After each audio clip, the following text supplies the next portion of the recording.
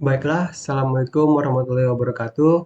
Saya Rafiki Saputra dengan NIM 12250313533 dari mata kuliah Audit Sistem Informasi kelas 6D dengan dosen pengampu Bu Megawati Eskom MT. Di sini saya akan membahas subdomain framework COVID 2019 yaitu APO 04 dan APO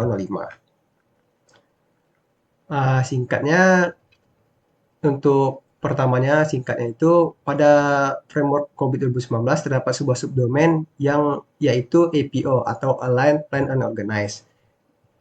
Yang saya bahas yaitu APO 04 atau Manage Innovation serta APO 05 dan Manage Portfolio.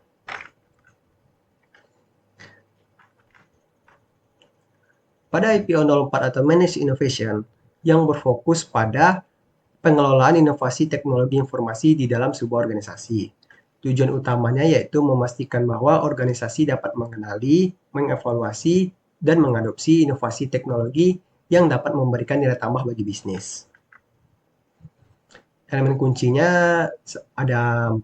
Yang pertama mendeteksi dan mengevaluasi tren teknologi baru yang memastikan organisasi selalu mengikuti perkembangan terbaru dalam dunia teknologi.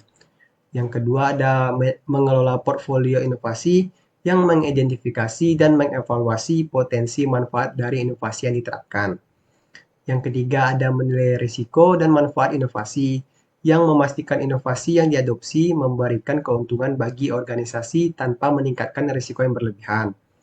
Yang keempat ada menerapkan inovasi yang selaras dengan strategi bisnis yang memastikan inovasi mendukung visi dan misi organisasi. Selanjutnya ada APO 05 yaitu Manage Portfolio yang berhubungan dengan pengelolaan portfolio yang memiliki tujuan utama yaitu memastikan bahwa seluruh investasi dalam teknologi informasi selaras dengan strategi bisnis organisasi dan memberikan nilai yang maksimal. Elemen kuncinya ada 4. Yang pertama yaitu menentukan dan memprioritaskan investasi teknologi informasi yang memastikan investasi yang dilakukan berjalan sesuai dengan tujuan bisnis. Yang kedua ada mengelola keseimbangan antara risiko dan manfaat proyek teknologi informasi untuk mengurangi potensi kerugian dari investasi yang tidak efektif.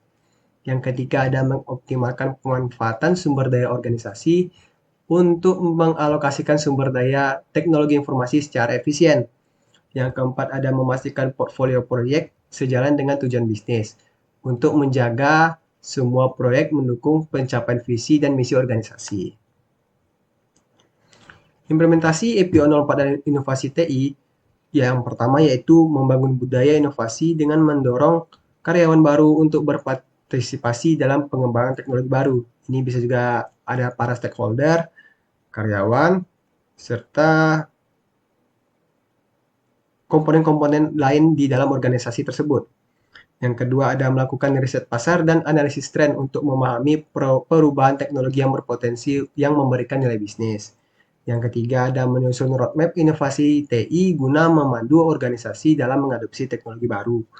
Yang keempat ada mengelola risiko inovasi dalam analisis dampak terhadap operasional dan keberlanjutan bisnis. Fun fact-nya, penerapan APO 04 dapat ditemukan dalam berbagai industri. Pada pendidikan, diterapkan dalam bentuk digitalisasi layanan akademik seperti sistem learning dan manajemen kampus berbasis cloud.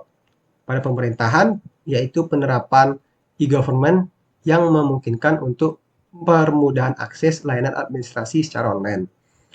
Pada sektor bisnis, dapat meningkatkan efisiensi operasional seperti penerapan teknologi big data dan kecerdasan buatan atau AI dalam analisis data pelanggan. Pada implementasi APO 05, yaitu pada manajemen portfolio TI, yang pertama yaitu mengidentifikasi kebutuhan bisnis dan prioritas TI untuk memastikan investasi yang dilakukan memiliki dampak yang strategis. 2.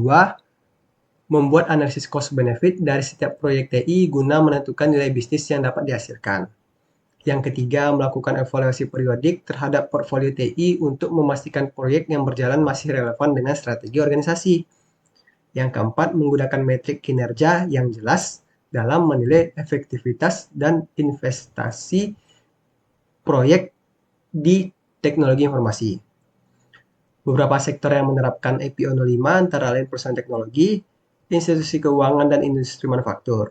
Pada perusahaan teknologi digunakan untuk mengelola portfolio proyek pengembangan perangkat lunak, serta tetap selaras dengan kebutuhan pasar. Pada keuangan, membantu bank dan perusahaan asuransi dalam mengelola investasi TI untuk layanan perbankan digital dan keamanan data.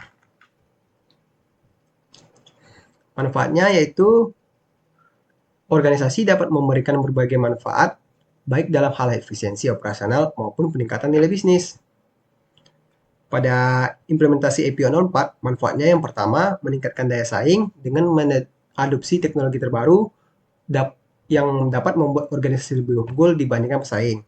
Yang kedua, mempercepat transformasi digital yang jika inovasi tersebut dikelola dengan baik, memungkinkan organisasi lebih cepat beradaptasi dengan perubahan teknologi.